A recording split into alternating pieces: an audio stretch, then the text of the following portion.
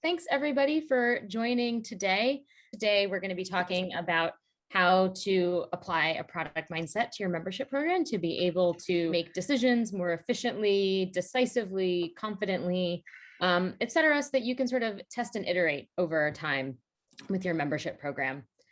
So why are we talking about product today? Why are we not talking about membership and designing your membership program and growth campaigns? First of all, membership is getting your membership program right is going to take experimentation and iteration. And what right even means is going to change over time as your member base changes, as you gain new members, as you grow into new communities.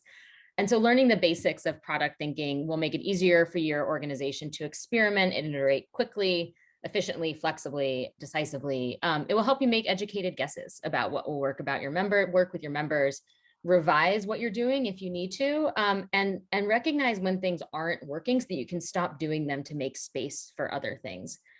This sort of necessary cycle of listening to your members, trying new things, doubling down on the things that work.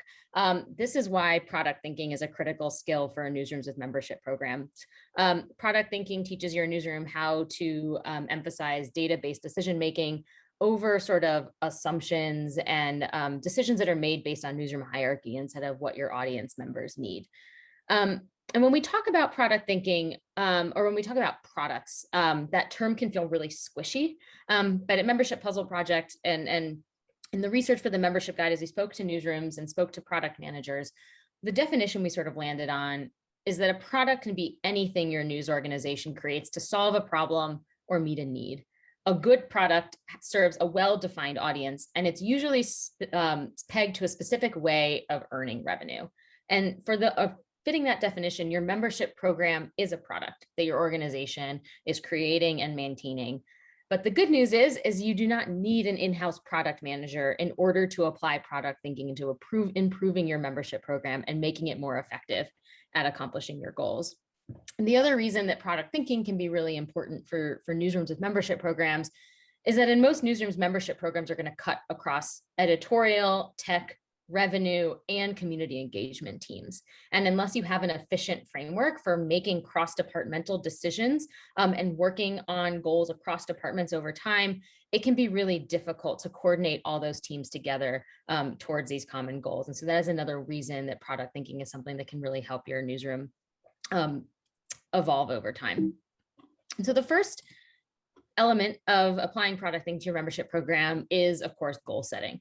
Your news organization almost certainly has a mission, but have you clearly articulated the strategies for accomplishing that mission? That's where goals come in. Goals give every product that you make a direction. They help you determine when and how much to invest resources, when to stop investing resources, and when you need to redirect your efforts. So whether you're launching a membership program, iterating on an existing membership program, or just working to sort of adopt better routines in your newsroom for serving your members, if you get started on that work without setting goals, you're going to meander, and it's going to be really hard for you to figure out if your membership program is doing what it needs to do for your newsroom. So as I said, you are going to want to have realistic, ambitious, measurable goals for any product your newsroom creates. The goals need to be both realistic and ambitious, because if they're too easy, you're going to keep reaching them, but you're likely not actually doing much to help your organization thrive. But if they're too ambitious, you'll never reach them. And it's a really disheartening process to be in an organization that continually sets goals that are unattainable. So you want to sort of figure out what that balance is between being a bit of a stretch, being something you can aspire to, but not being so hard that you never actually accomplish it.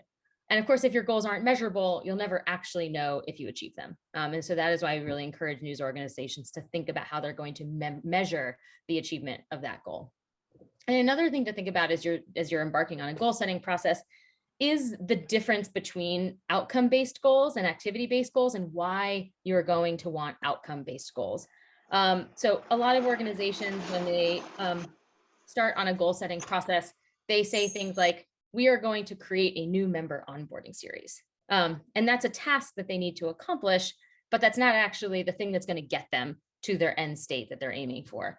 Outcome-based goals are the thing that's going to do that for you. So outcome-based goals are pegged to what you're trying to accomplish. An example of an outcome-based goal is we want to grow our membership program by 10%. It clearly articulates where you're trying to get to. And then the things that you do to get there are the activities that you undertake, maybe creating a new member onboarding series to increase the retention of your members. Sorry, my slides aren't changing. There's two common frameworks for goal setting that newsrooms typically use. The first one is SMARTY goals. I'm guessing that many people here have heard them today, so I'm not going to go too deep into them. But SMARTY is just made up. It's the acronym for what you see on the screen and the next screen. SMARTY goals are going to be strategic. They're connected to overarching organizational goals. They are measurable. You're going to need everyone on your team to be able to agree on a standard by which you're going to measure whether that goal is met. As I said, they need to be ambitious. They also need to be realistic. They need to be time bound. They should have a deadline that everybody can recognize as a deadline on the calendar. And increasingly, news organizations have added these last two elements and move these from being SMART goals to SMARTY goals. And so there's an element of inclusion and equity in SMARTY goals. Inclusion means it's bringing traditionally marginalized people into the processes, activities, and decision-making. And equitable means it seeks to address systemic injustices, inequity, or oppression that is present in the communities that you exist to serve. So an example of a SMARTY goal might be something like, by the end of 2021, we're going to grow our membership program to 10,000 members, and we will gain 25 new members in each of the 3 most underrepresented zip codes in our community if you are a place-based organization. So you see there, it's got a clear timeline, it's got a clear deadline, there's a clear indication of what it means to achieve the goal. There is a factor there of increasing the inclusion of your membership program, bringing new people into that work. And we don't know that organization's internal capacity, but 10,000 members, if there's some, is likely ambitious, but also realistic for their newsroom. So that is an example of someone setting a SMARTY goal for their membership program. The other goal setting framework that people often use is OKRs. OKRs are made up of objectives and key results. Objectives are sort of aspirations for your organization, and key results measure your progress towards that objective. News organizations' objectives often have more than one key result. And here's a real life example from the Daily Maverick in 2020. Their objective was to grow the number of active members by acquiring new members and retaining existing members. And key results by which they were going to measure whether they accomplished that objective were reaching 20,000 members by the end of 2020, keeping their monthly churn below 5%, and achieving an NPS score of 8 out of 10 across their member base. And if you are reflecting back on that conversation with Fran and Tinashe in the session 1, you'll actually remember that they didn't reach that 20,000 person goal. They're somewhere in the sort of 17,000 member range right now. And that is pretty common. Objectives are often somewhat aspirational. So the number that news organizations articulate might sometimes be slightly out of reach. It's meant to give the organization something to reach for. And so you will often see an organization putting down a number that is slightly past the point of something that the organization could potentially achieve. Sorry, somehow someone is writing on the slide right now. You'll see them able to achieve that number, maybe with a bit more resources. The second element of setting your goals is choosing what metrics you're going to focus on in order to measure that goal. So your goal is going to determine which metrics you track. If someone shows up at a meeting and says, okay, what metrics are we paying attention to? And you haven't yet set organizational goals, you should say to that person, well, what are we trying to accomplish here before we decide which metrics are going to be measuring? For example, if your SMARTY goal is to decrease monthly churn to 3% in the next 6 months, the metric you're going to want to focus on most likely is your churn month on month. You might also consider tracking your onboarding series completion rate, your member-only newsletter open rate, and other things that could influence churn.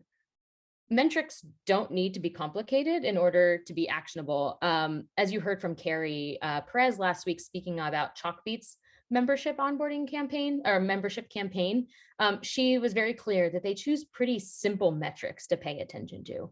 They don't need to be complicated to be highly actionable or to help move your organization forward. It's also really easy to get overwhelmed by all the data you could track. So when you're evaluating which metrics your organization should be paying attention to, I'm going to share sort of like 2 questions to ask yourself, which will hopefully help you keep it simple.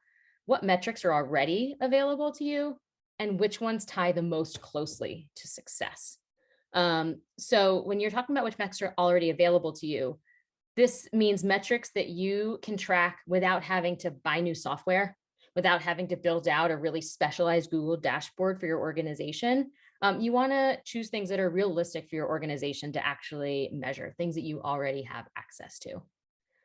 So at this stage, I'd be curious, from folks who are here today, does your organization set measurable goals already? And if so, which format do you use? So if people could maybe jump into the chat and share, we use Smarty goals, we set OKRs, we do something else, or our organization is new to setting measurable goals for our membership program. And I apologize, everybody. I hit the button twice, and so I skipped a slide. So maybe this question came a little out of left field. I skipped the slide in which I talked about choosing your goal format. So I'm going to drop back to this. So we get a questions a lot of times: should we use Smarty goals or should we use OKRs? And we usually unhelpfully come back to people with a couple of questions instead of giving them a clear answer. So there are a couple of things that you're going to want to keep in mind here. Is this goal for a specific product that you're creating, or is it for your entire organization? So are you trying to set organization-wide big strategic goals, or are you like launching a new newsletter and you want to set a goal for that? That's something to consider here. Does that goal cut across teams, or is the achievement of that goal going to be focused entirely within one team in your newsroom? And has your newsroom set measurable goals before? And so some of the reasons we ask those questions are, Smarty goals are a little easier for those newsrooms who are maybe new to setting measurable goals. They're a little easier to wrap your head around. So if you're new to this, you might start with that. OKRs are also, they're most often used in annual or quarterly planning. So if you're doing something on a more short-term basis, OKRs might be kind of like overboard. But Smarty goals are harder to align an entire organization around. They're good for setting goals for discrete products like a newsletter or a new member benefit that you're adding. But all of that sort of considered, the most important thing is to choose one format and use that same format across all of your teams and to stick with it for a predetermined amount of time. You do not want to pivot in the middle of something to a new format for tracking your progress towards goals, because it can kind of throw everything into disarray. So most importantly is to choose one, use it across your whole newsroom, and to stick with that for a meaningful length of time until you sort of have accomplished that goal before you throw a wrench in everybody's planning by introducing a new framework there. Changing it up midway will make it very hard for your newsroom to assess whether you're making progress there. So we already talked about metrics. Sorry about that back and forth. And sorry also for the red line on the slides. I'm not sure what that's coming from. Are people seeing that, or is that just on my screen? Oh, okay. Just you, I think. Okay. There's a red marker halfway across the slide on my screen for some reason. Looks like some other people can see it. Okay. When we're in the first breakout, I'll figure out why that's happening. We are moving now into the first breakout session of everybody here. We are going to be setting a measurable goal for your membership program. I'm going to drop the link to these slides we're going to drop the link to these slides in the chat so that you all can use it when you're in the breakout room if you need to. If Rodney or Yossi can drop that there. But you're going to be sent out into breakout rooms with your team and another newsroom, and you're going to have 10 minutes, and you're going to identify either an OKR or Smarty goal for some aspect of your membership strategy. And you'll take turns. One team will go over 5 minutes and hash it out with feedback from the other newsroom, and then you'll switch at the 5-minute mark, and we'll send you a message when you're at that 5-minute mark. And if OKRs are sort of you feel kind of stuck on them, you're not really grasping them, I'm going to steal an example from my friend Emma Kirugrovam, whom some of you might know, that she uses to explain this. If your objective is to throw a great birthday party, your key results are going to be the ways that you measure whether it was a great birthday party, such as how much cake is left at the end of the night, or how many people you have to kick out at 1 a.m. when it is time to go to bed. Isn't it nice to think about having parties again? Anybody like ready to have people in their home again and have to send them home at the end of the night? So Rodney, Yossi is going to send you all into breakout rooms now, and we'll have 10 minutes for this. So we'll bring you back at 1:30 Eastern. So at the 30-minute mark, you'll have 5 minutes for each newsroom. We'll send a little reminder halfway through that you should switch. Yeah, and you've got the link to the slide deck if you need to go back to the SMART goal or OKR slides to see how you should structure that.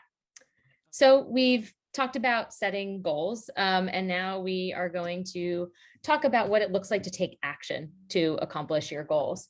There's sort of a few stages in the product development process that we'll be going through here that you should consider applying to your membership program. The first step is often one of the more fun steps, and that is the brainstorming phase of coming up with a new product or coming up with a new feature for a product. In a membership puzzle project, a cornerstone of our work is centering what the members need versus what the newsroom needs. And so one thing I would encourage is if you're sitting down with your team to brainstorm ideas for your membership program, maybe you're thinking about what events would be most valuable, what benefits would be best to include to make the membership program more interesting to potential members. It is really important to center the members' jobs to be done rather than your newsroom needs. And that can sound kind of jargony, but hopefully this example that I have on the slide helps clarify that a little bit. But what that looks like is saying something like, our members want to feel like they know our newsroom. That is centering the member needs versus we want our members to read our annual transparency report. That is centering the newsroom need. And so when you're initiating a brainstorm process, which you're going to usually initiate based on a question that you have, that you're trying to come up with answers to, you want to make sure that that question centers what your members might want from you. Hopefully you've done some audience research at that point, and so you know a little bit about what your members value, about your organization. You could consider even inviting your members into the brainstorm process. A lot of the newsrooms that we worked with at MPP will give out an invitation in a member survey. Would you be interested in participating in a focus group to help us come up with new ideas for your fellow members? And so you could potentially, if you're having trouble centering the member voices in your internal conversations, you could consider bringing the members into the brainstorm process yourself. And a good starting point for a brainstorm is a question that starts with how might we? So what is the thing that you're trying to figure out? How might we make the member experience more interactive? How might we increase the open rate on our member-only newsletter? How might we make our events more delightful for our members? There's sort of a question there, an open-minded question. And I'll give an example of sort of what this looks like in a newsroom that we interviewed for the membership guide, that Yossi interviewed for the membership guide. So Kraut Reporter in Germany, they are a member-driven newsroom that sort of prides itself on its engagement-focused approach to journalism, and they're big on context versus breaking news, very explanatory journalism. It means that their articles are often really long. And when they just, in 2019, when they studied, they surveyed people who had canceled their membership in the last year, one of the most common answers they heard from people about why they canceled their membership is that they didn't have enough time to engage with Kraut Reporter's coverage. Someone in one of their interviews described it as being time expensive. It wasn't the cost that was the problem, which was Kraut Reporter's initial hypothesis. It took too much time to consume Kraut Reporter's content. And so Kraut Reporter did a brainstorm process within their team. How might we help Kraut Reporter fit more efficiently into our members' lives? So you see that they're centering the needs of the members. They're centering the brainstorm on one very clear question. And some of the ideas that they came up with is they reworked their morning newsletter to feature aggregated major news headlines alongside links to the journalism that they had published that day so that people could just read one newsletter in the morning to get what they needed to know. They started featuring the amount of time that it takes to read an article. So people sort of knew what they were getting into when they opened an article up. And they are continually working on developing new features that show readers what is a sort of like shorthand way to experience this. And so that came out of this feedback they heard from members about it taking too much time. And so they initiated a brainstorm process around how they could make the experience with Kraut Reporter be more efficient. And another thing that you'll get in the post-call resources is a link to MPP's sort of brainstorm in a box worksheet. And it's 25 questions that you could use as a foundation for an internal brainstorm process or a brainstorm process with your members if you're sort of stumped where to start. The next part of the process, so if you've done a brainstorm, you are probably going to have more ideas than you can feasibly act on. So prioritization is going to help you figure out what to work on first, what to work on second, and what to potentially throw out completely because it's just not enough of a priority to work on. When product managers talk about priorities, they're really actually talking about trade-offs. Because you don't have endless time or resources, working on one thing is going to mean not working on something else. And so this sort of prioritization step is the best way to figure out amongst all the ideas that you have in your newsroom, what you're going to tackle first. One of the ways that newsrooms do this most often that comes from the product development space is this impact effort matrix that you see here. And the goal of this is to rank tasks by the impact that they'll have on your organizational goals, so you can figure out which ones should actually be prioritized above all of the others. And so to do this, you're going to make a list of all the things you know you want to work on, say in like the next 6 months or something like that. And then you're going to go through, and for each of those items, you're going to evaluate the impact that this is going to have on your company. How is it, if you've set goals, the impact that this will have on your ability to meet those goals. And then you're going to look at how much effort it might be required to execute the idea. It might be helpful to categorize like high, medium, and low, and think about assigning a certain number of hours or weeks to those to figure out what high, medium, and low is. But basically, it's how much time across how many people in your organization will it take to accomplish this thing. And so you can see here, once you've mapped them out, it's pretty easy to figure out which ones you should prioritize. The things that are high impact and low effort, you're going to do those first. It's going to give you a feeling of momentum. It's going to give you some quick wins. You'll start making progress pretty much immediately. And then the high impact, high effort matrix that you see there, these are major projects, but they're worth the investment. These are things that you're going to put on the calendar and make plans to work on. On this bottom tier, the low impact things, you will only tackle the low impact, low effort things when you've got some extra time. And those things in the high effort, low impact category, you're just going to get rid of those.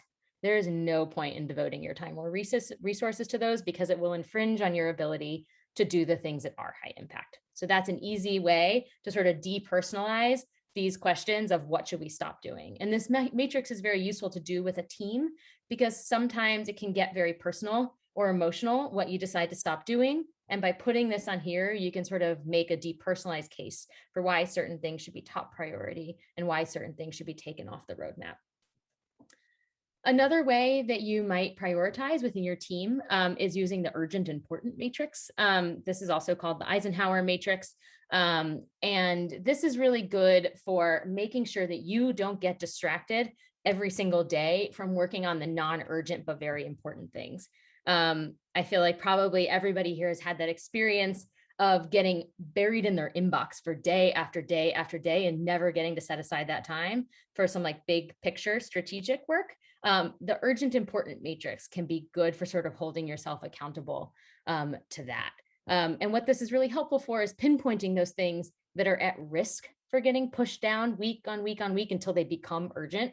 And they often end up getting done sort of sloppily and not fully thought through, because you haven't actually allocated enough time to do them. So mapping things on this matrix will help you figure out, again, what do you do right away? The things in that urgent and important matrix, the things that are in the important but not urgent quadrant here, you're going to plan for those. You're going to put them on the calendar. You're going to figure out who's responsible for them. The things that are urgent but not important, see if you can delegate those either by outsourcing, bringing on a contractor outside the team, or maybe just moving it to somebody else in your team who has a bit more time. And then of course that bottom right quadrant, same as last time, just don't do the things that are not urgent and not important. I personally use this matrix a lot when I'm at the start of a week that makes me feel really overwhelmed when I look at everything I have to do. It is very helpful for me to like focus and not freak out as I start to think about where I'm going to fit these things in sort of the jigsaw of any given week. And these, after you prioritize, the next step is building the roadmap for whatever goal you're trying to accomplish here. The roadmap gives you a vision, it gives you clarity, it gives you milestones that you can work against. And so once you've prioritized your projects, you're going to put them on a roadmap so that they can actually get done. This roadmap is really valuable because, as I mentioned, as some people in the chat are saying, there are a lot of things pulling on our time any given day. And unless we have something that maps out what we need to do over the next few weeks, over the next few months, it can be really easy to get pulled off of these like important strategic priorities that have deadlines months away. And so sort of move to the back of our mind without putting them on the calendar. So there are a few components of building a roadmap. And for some of you, this might be a little redundant. So I'm going to keep this fairly brief because it's articulated really clearly in the membership guide product section. But the first thing you're going to want to know how to do and have set up when you're building a roadmap is have identified how your company is going to use sprints. A sprint is a way of breaking up a really large chunk of time into smaller, consistent increments across all your departments. Most people do 1 week sprints or 2 week sprints, and you should use them consistently across your entire organization. So like you can't have one team's 2 week sprint starting on April, what's today, the 8th. So you wouldn't have one team's 2 week sprint starting on the Monday of this week, but a different team in your newsroom's 2 week sprint starting last Monday. You need to make sure that all of your team's sprints start and end at the same time. This is what allows you to do cross-functional work at the same time. And the next thing you're going to do is look at your goals and then break them down into projects. Projects are these like multi-step efforts that likely require collaborating across individuals or teams. So an example of a project might be create a member onboarding series. And likely the person who's in charge of membership works on this, but your tech team is also probably involved a little bit because they're helping set up the onboarding series. Maybe the publisher is involved because they're giving approval of it. So a project is something that usually works across different people or different teams and has a few different steps to it. And those steps are tasks, the single unit of work that can't be broken down any smaller, that is done usually by one single person. So an example of a task in this context might be to draft the first email in your onboarding series. Probably just one person is responsible for that. And there's no smaller unit to this than to write the email. I know this is a lot, but it comes into context when you sit down to actually do it, in my experience. So one way to build that roadmap is pretty straightforward. You're going to identify the goal and your deadline for accomplishing it. You're going to break that goal down into projects, and then you're going to break each of those projects down into the tasks and decide how many sprints you think you'll need to complete the project. And then you're going to put those tasks on a calendar, for those sprints on the calendar. Important thing to know is that you might tackle more than one project during any given sprint. And so again, the roadmap is really helpful because you can see all these pieces and how they might overlap and whether you're putting too much work on one team's plate on any given point in time. When it's all laid out like that, you start to see whether you're really overworking one of the teams or giving them too many responsibilities to juggle at a single point in time. But sometimes you don't know where to start for building a roadmap. And this is something that we ran into with a few of our grantees at Membership Puzzle Project. And so this is one alternative way to figure out what you should be doing first. So an organization we worked with in France called Media Cité, this is what they did. They identified what was working and what wasn't working. They put the not working items on an important urgent matrix. And then they made the items in the important urgent quadrant their priorities for the quarter. And then they set goals for those priorities. And then they broke that down into projects and tasks. So you can see here, they gave us permission to share this. In the top left in the urgent and important quadrant, their two biggest priorities, things that could not be put off, were that they needed to increase revenue from their members to be sustainable, and that they didn't have KPIs for conversion and retention of their members. They didn't have a good way to track these metrics. And so that I gave for them the two things that they should put on the roadmap for working on that quarter. So this might be a good thing to do if your team can't quite figure out exactly what you should be prioritizing in the roadmap because you have too many things there. You might start from that place of what's working, what's not working, and then what is urgent and important in that not working list for you to tackle. So now we're going to go back into, I think it's the same rooms as last time. And you're going to take that goal that you figured out in the first breakout, and you're going to break it down into some projects, and then break one of those projects down into a few tasks that you might need to do in order to tackle that, if that makes sense. So maybe the project is create a new member onboarding series. A task for that might be draft each of the emails and look into the tech requirements for sending a drip campaign. I think that's pretty straightforward. We'll do the same format as last time, 10 minutes, 5 minutes for each newsroom. We'll send a message when you all should switch. And last sort of component of today, we're going to be talking about testing your ideas.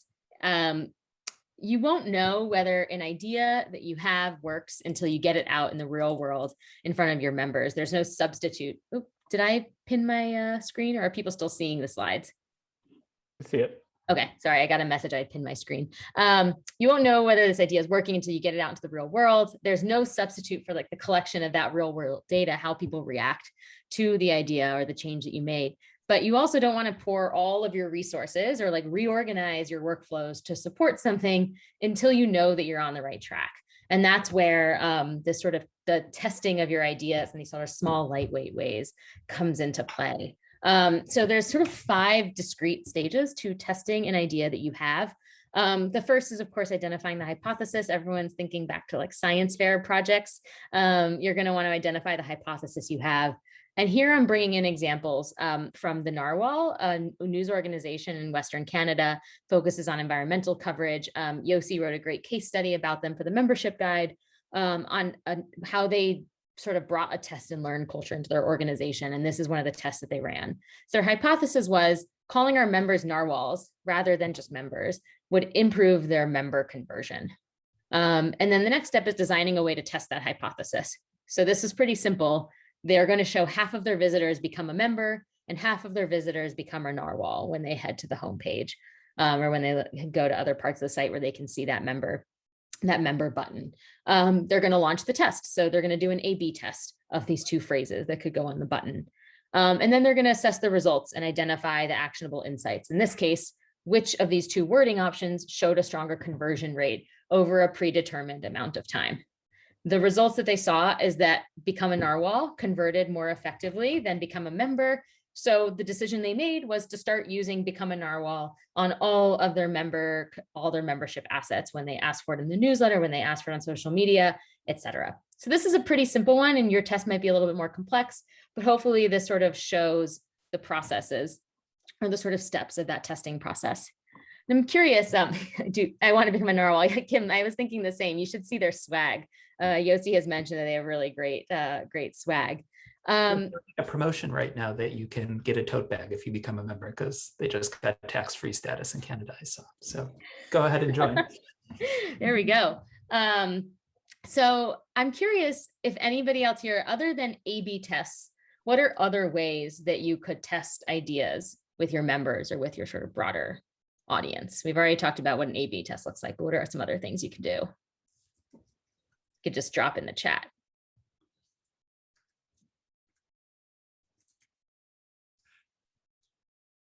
Surveys, yeah. Focus groups, member votes, yeah. Destin, do you want to unmute and say what you mean by sort of storyboards and concept testing? Not everyone here might be familiar with that.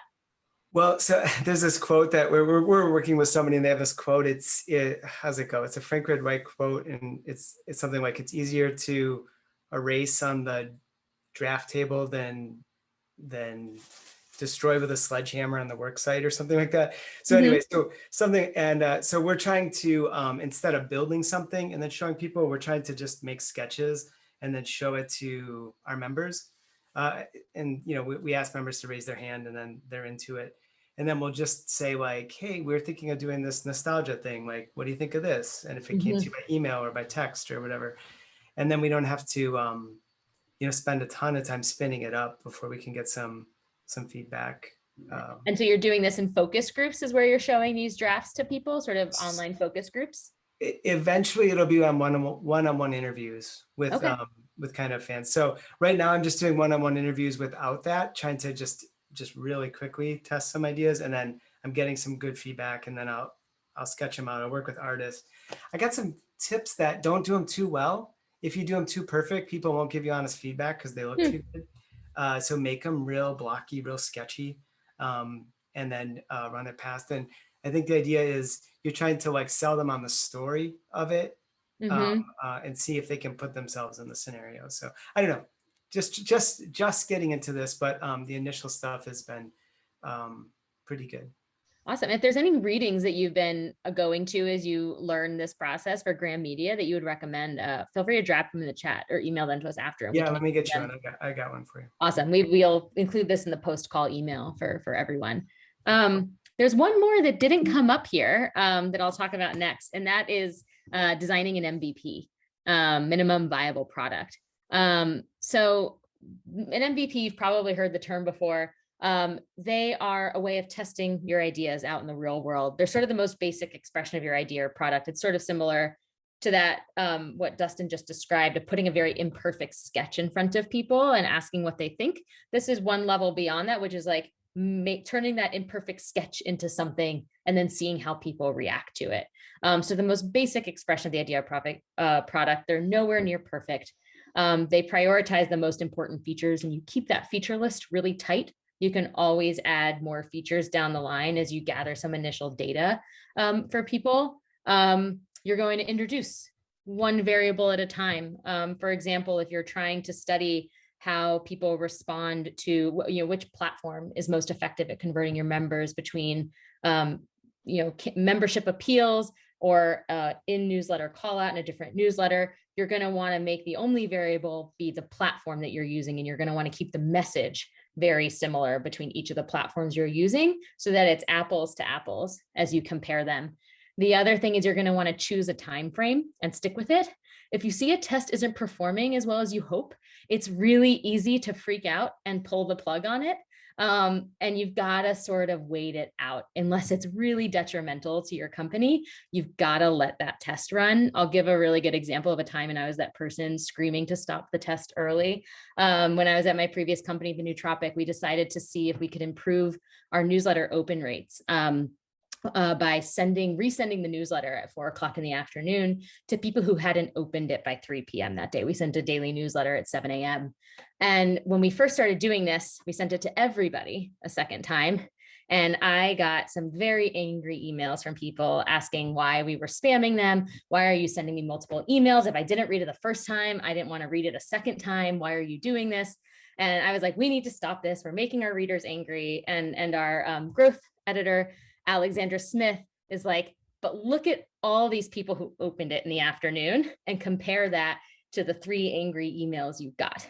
Like, you hear from the angriest people, but you've got to compare that to the other data that you have. Let's wait this out. I'm sorry. Let's come up with some templated answers for the angry readers. We'll explain what the test is, et cetera. And so we did this for the full 2 weeks. And at the end, the actionable insight we derived from that is we should only resend the newsletter to people. We used MailChimp at the time with 4- and 5-star ratings in MailChimp. So we didn't want to bother the people who had low open rates in the first place because they were the ones who were going to feel spammed. But those who usually opened us weren't going to mind a nudge to read it. And we ended up being able to sort of consistently increase our open rate each day by like 3 or 4% with that afternoon resend. But I was totally that person that was like, we have to stop this. This test sucks. We're pissing off our readers. And it was like that moment of look at the data. Don't just act on sort of the emotional reaction you get from the angry emails. I think the other thing to think about with an MVP is that a really good MVP is going to collect data that answers questions you have about the product. So for example, that test that I just talked about, the Nootropic, it was collecting data about a way that we could potentially increase open rates. And I'll share here really quickly before we move into breakouts, how the Daily Maverick designed a membership pre-launch MVP. So when the Daily Maverick wanted to launch their membership back in 2018, their tech wasn't ready. They really needed to start bringing in audience revenue. It was not possible to postpone any further, but they didn't have a recurring payment set up yet. And it was taking them a really long time to set it up. So they pivoted and they launched a one-time donations drive. And they used that to build a sort of beta group of members. They ended up getting 1,200 one-time donations. And from that, they looked at things like how much was the average contribution? Where did people click the donations button from? And what messages had the highest conversion rates? And so this gave them really useful data. So when they finally had the tech in place a few months later, they knew that newsletters and bottom of the article call outs were going to be the things that converted best. And they knew that the average contribution would be somewhere between the equivalent of $8 and $12 a month, because that had been the sort of average donation that came in through the donations drive. And in addition, they had these 1,200 email addresses for highly committed people that they could email, and they sent them a much more extensive survey to figure out what features they should prioritize in their membership program. So that gives you a sense of how you can use an MVP to collect data that you really need to know in order to make a decision on the finished product, the thing that you're trying to create down the line. And we'll have the full case study in the post-call resources. So last activity of the day, we'll do it briefly, Yossi. I think we'll do it 5 minutes instead of the 7 minutes that we planned. We're going to go into totally random breakout rooms, not by team, and we're going to design a test in 5 minutes. So Yossi's going to send us on the rooms, and Rodney, Yossi, and I are each going to be steering one of these breakout rooms. So last thing for today is the couple next steps. Next Tuesday, we're going to, on April 13th, we'll have office hours. These are going to be open-ended, unlike last time, which were focused on the tech stack. So if you want to dig into a question about your membership program, you want to workshop your goals or tests or anything like that, bring them to the April 13th office hours. It'll be an hour long. Join for whatever amount of time you can. They're totally optional. Rodney, Yossi, and I will be there to answer your questions. And next Thursday, we have a great session. We'll talk about some basic sort of frameworks for thinking about changes to your membership program. If you're thinking about changing your pricing, if you're thinking about changing your member benefits, things like that, we'll talk through how news organizations can make decisions about that. And then we will have Zetland, an organization in Denmark, talk about how they turned their members into ambassadors for their newsroom. And now their most effective growth tool of everything else that they've tried. And we'll also have Black Ballad in the UK, an organization that serves Black British women, talk about how they've invested in getting a really deep understanding of who their members are and have turned that into opportunities to co-design their editorial coverage and bring in new revenue streams to the organization in addition to the actual membership revenue that they bring in. So we'll have both Zetland and Black Ballad joining us. It'll be a heavy on case studies next week. And both of these organizations are super smart about the way that they work with their members. So we're excited to have them.